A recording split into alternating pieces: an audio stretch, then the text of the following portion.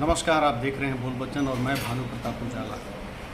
अभी जो ब्राह्मणवाद के लिए सब लोग चुप रहते थे, लेकिन जो घटना कानपुर इटावा के पास हुई है, जिससे लोगों में एक तरह का आक्रोश है और बहुत सारे लोग इस बात का विरोध कर रहे हैं। लेकिन इसमें बहुत सारे ऐसे भी ब्राह्मण हैं जो इन चीज़ों को नहीं मानते। लेकिन उन लोगों से ये गुजारिश है कि आप लोग अगर आप लोगों को लगता है कि ये गलत है तो आप लोग को इसका विरोध करना चाहिए, ठीक है। क्योंकि देखिए, आप ब्राह्मण हैं, सदियों से आपको इज्जत दी गई है, ठीक है।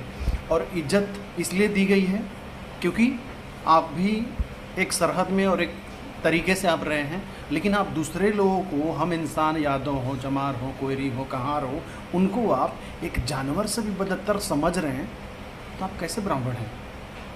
और आप इंसान ही नहीं है फिर तो। और जब इंसान नहीं है तो अब देखिए, ये सोशल मीडिया का ज़माना है। अब पहले वाली बात रही नहीं 100 साल पहले कि आप किसी को दबा दोगे, किसी को जूठा खिलाओगे, किसी को मारोगे, किसी को तलवे चटवाओगे और वो चीज़ बंद डिब्बी में वहीं तक सीमित रह जाएगा। नहीं भाई, ये सोशल मीडिया का ज़माना है, इसका प्लस भी है और माइनस भी है। अब सोचो, अब जिस किसी भी माँ बहन जो थी वहाँ पर, जिनके मूत्र से उसको शुद्ध करने के लिए वहाँ के ब्राह्मणों ने उच्चारण किया कि अब तुम शुद्ध हो गए, पहले शुद्ध थे।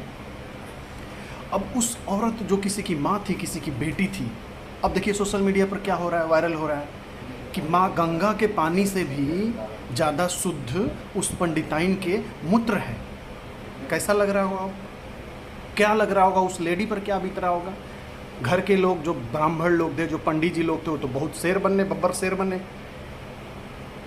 तो भाई, अब ज़माना बदल चुका है, बहुत हो गया। जय सिया राम, राम राम। पंडित जी, अगर आपके दिमाग में कचड़ा भरा हुआ है तो आप पंडित नहीं हैं भाई, पंडित नहीं हैं। और पंडित किसी के बाप का बपौती नहीं है। वेद हमने भी पढ़ा है, कुरान हमने भी पढ़ा है। अगर कोई काम कुछ करता है तो अगर ऐसे है तो फिर आपको भी मारना शुरू कर दें हम लोग कि आप पंडित जी हैं, आपको तो सिर्फ पूजा कराना चाहिए। आप डॉक्टर कैसे बन गए?